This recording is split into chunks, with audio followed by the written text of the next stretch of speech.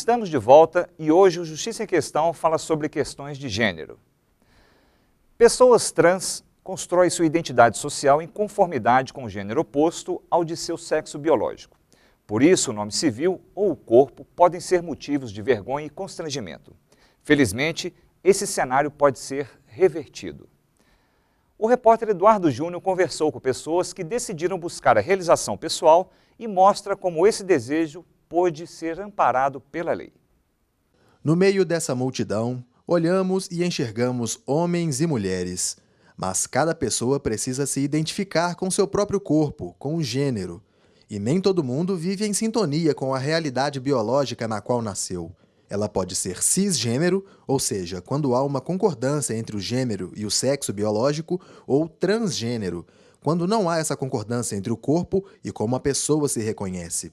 E nesse último caso, a pessoa pode acabar enfrentando dificuldades por não se adequar no que as pessoas esperam ou no que a aparência e os documentos dizem. É o caso de Bruna, que vivia presa em um corpo no qual não se reconhecia. O desejo que eu tinha era tão grande de conseguir chegar ao final desse processo transexualizador, de passar pela cirurgia de readequação sexual, conseguir o tratamento de depilação a laser, acabar com os pelos do rosto e de transformar o meu corpo, que eu sabia que tinha que passar por todas essas etapas, por mais demorada que elas fossem, né? Por mais que eu tivesse que esperar horas por uma consulta de 5, 10 minutos. Até conseguir se olhar no espelho e se enxergar com admiração, foram 6 anos entre a apresentação de documentos, consultas e avaliações psiquiátricas. Mas a luta de Bruna ainda não chegou ao fim. Ela espera obter na justiça o direito de mudar o nome nos documentos civis. Enquanto essa conquista não vem, ela colaborou com uma outra conquista que ganhou destaque no país. Por isso, fomos à cidade de Juiz de Fora. Localizada na região da Zona da Mata, Minas Gerais, Juiz de Fora tem aproximadamente 500 mil habitantes. Chama a atenção nos quesitos qualidade de vida e investimentos e se destaca no ranking de desenvolvimento humano da Organização das Nações Unidas. Mas a cidade ficou um pouco mais conhecida por conta de um acontecimento significativo na luta pelo uso do nome social. No centro dessa história está Eduardo, que após ser aprovado no Enem usando o nome social, buscou o reconhecimento de sua identidade. Se o FJF não aceitasse o uso do nome social, eu teria que passar por constrangimentos, igual eu me considero um homem, aí lá na sala de aula vai me chamar pelo nome feminino. E todo mundo, nossa, eu achava que era um homem. Isso aconteceu muito no começo. A diretora de ações afirmativas da universidade explica o nome social. O nome social é o nome que a pessoa vai ser chamada relacionada à sua identidade de gênero. Então esse nome é um nome pelo qual ela vai construir a sua identidade e a sua relação com o mundo. Quem nos conta como foi esse caso é a pró-reitora, que acatou o pedido do estudante na época. Ele apresentou essa demanda e, ao momento, a universidade, a resposta que ela conseguiu dar na época pela SEDARA foi de que não havia regulamentação. Foi então que esse aluno foi acolhido pelo movimento estudantil, o coletivo Duas Cabeças fez uma campanha interna que acabou repercutindo, a partir do acionamento da Diretoria de Ações Afirmativas, numa proposta de resolução para regulamentar o nome social. O atual pró-reitor afirma que a iniciativa da universidade é valorosa. Eu acho que são discussões de uma dimensão dos direitos humanos, de cidadania, de respeito e reconhecimento das diversidades. Na prática, o reconhecimento do nome social permite que a pessoa tenha um nome escolhido aplicado em alguns documentos emitidos pela universidade. São todos os documentos que podem ser utilizados internamente na universidade. Então, no caso dos funcionários, o crachá funcional, as listas de ponto. No caso dos alunos, as listas de presença, as atas de defesas e dissertações de tese, as listas em solenidades, colações de grau e tudo isso. Os documentos que não podem utilizar o nome social são os documentos que vão para externamente, que ela está colocando aquele indivíduo como apto, que tem aquele histórico escolar ou que tem aquele diploma. O nome social tem limitações porque somos registrados com um determinado nome. Se um órgão ou entidade emite documentos com o nome social, está liberando uma documentação em nome de uma pessoa que juridicamente não existe. É preciso antes fazer a mudança do nome civil. Este desembargador nos explica como iniciar este procedimento, que algumas pessoas ainda têm dificuldade em aceitar. Se há uma resistência, essas pessoas têm que judicializar essa questão. Tem que ir a juízo, através de um requerimento de jurisdição voluntária, pedindo para que o juiz reconheça esse nome, para que ela, a partir de aí, seja também reconhecida socialmente com o nome na qual ela é vista, na qual ela se identifica nesta sociedade. Então, o que precisa? Precisa, antes de tudo, de uma mudança cultural, que nós aceitemos essa situação, que é uma realidade, e a partir de aí que facilitemos a vida dessas pessoas. Bruna não podia esperar essa mudança cultural, tinha pressa. Mas essa pressa agora está de frente com a demora em obter um sim ao pedido de alteração do nome. São 4 anos, digamos, arrumando sempre uma forma de estar fazendo esse processo ficar mais longo e sofrido. E tipo assim, não te reconheço assim, independente se você está operado ou não. Sim, isso sim, é o que eu sinto, uma opinião minha, né? E eu acho isso total desumanidade e total falta de respeito com a dignidade humana, com o ser humano. Segundo o desembargador, a demora em processos desse tipo costuma ocorrer por um motivo que Bruna conhece muito bem. A demora é ainda por preconceito. Então, isso poderia ser resolvido no máximo em um mês, mas não.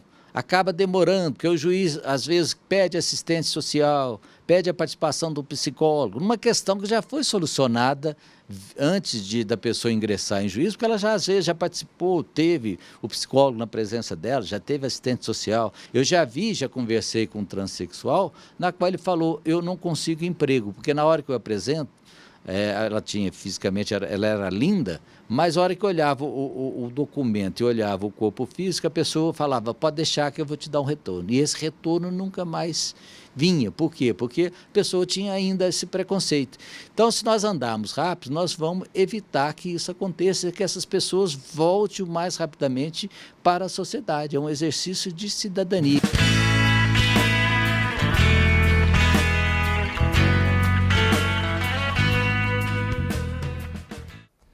Uma das principais características e funções da adolescência é a busca pela própria personalidade. Jovens transexuais encontram nos tratamentos hormonais uma forma de construir a sua identidade. Confira. O corpo másculo, os músculos em definição, os pelos aparados, bem rentes à pele, revelam uma barba feita. A voz, grossa. Eu vou ter os musculozinhos aí, minha vozinha vai ficar diferente, não sei o que lá. O nome é Tereza e sua aparência é bastante masculina. Eu não gostava da minha aparência, eu me olhava no espelho e não me achava eu, não me encontrava. E eu tinha pedido para os meus pais, falava, pô pai, vamos no endócrino comigo. No início eu só queria ganhar músculos. Aí ele não me levou no endócrino, eu, poxa, vou pesquisar sozinho, sou eu que quero? Então tá, vou correr atrás. Adequar a aparência física à identidade de gênero é um longo caminho enfrentado por transexuais. A começar pelas questões legais, principalmente em relação ao tratamento hormonal para adolescentes. No Brasil, ela é regulamentada por resoluções do Conselho Federal de Medicina, né, por portarias do Ministério da Saúde e também pareceres, né, do Conselho Federal. Ainda não há propriamente expressamente em lei, né, uma regulamentação ampla sobre essa matéria, principalmente na questão das crianças e dos adolescentes, né. Agora, o que estabelece o Conselho Federal de Medicina é que as terapias para bloquear a puberdade, né, elas podem começar por volta dos 12 anos, né, que é quando começa realmente a manifestar a transformação do corpo, né. Agora, a terapia hormonal, ou seja, aquela para ensejar, né, o desenvolvimento das características do sexo oposto, essa poderia começar a partir dos 16 anos. Né? Para Tereza, a busca por um especialista foi o início de uma caminhada para a vida toda. Busquei sozinho um endócrino, logo depois do endócrino já procurei personal, nutricionista, me parei de todos os profissionais possíveis para eu ficar bem, para eu me sentir bem, porque querendo ou não é meu corpo, né? Eu tenho que estar bem com o meu corpo, comigo mesmo, tenho que me tratar bem, porque é uma coisa que eu vou ter o resultado a vida inteira. Durante o tratamento, o adolescente deve ser acompanhado por uma equipe multidisciplinar. O magistrado destaca o que pode ocorrer quando o adolescente desejar o tratamento, mesmo sem a autorização dos pais. O Estatuto ele prevê a nomeação de um curador especial, que é o defensor público, né? É nomeado um defensor público que vai representar, né?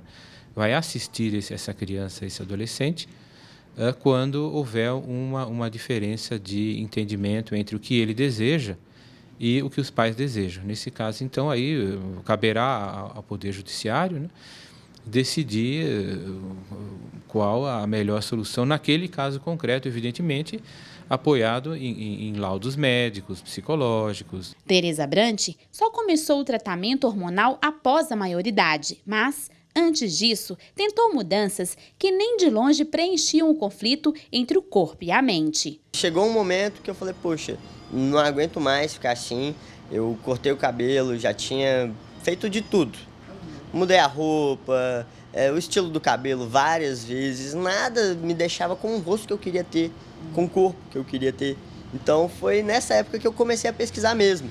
Eu não sabia, antes eu não tinha essas informações, que o processo hormonal poderia fazer essas mudanças. Caso o adolescente pense em fazer a cirurgia de redesignação sexual, popularmente conhecida como mudança de sexo, o magistrado explica o que diz as resoluções. A cirurgia mesmo, essa só pode ser feita a partir dos 18 anos, né? Embora tenha uma dúvida aí, porque enquanto a portaria do Ministério da Saúde fala 21 anos, mas já existe um parecer do Conselho Federal de Medicina que admite que seja feito aos 18 anos, né?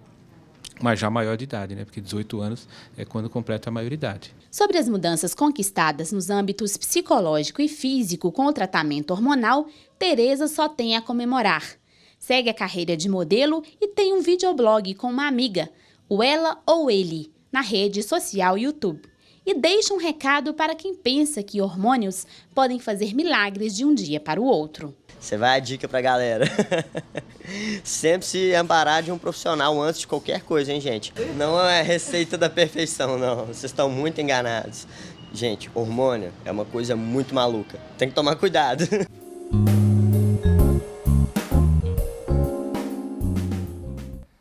No terceiro bloco, o Justiça em Questão fala sobre a violência de gênero. Voltamos daqui a pouco.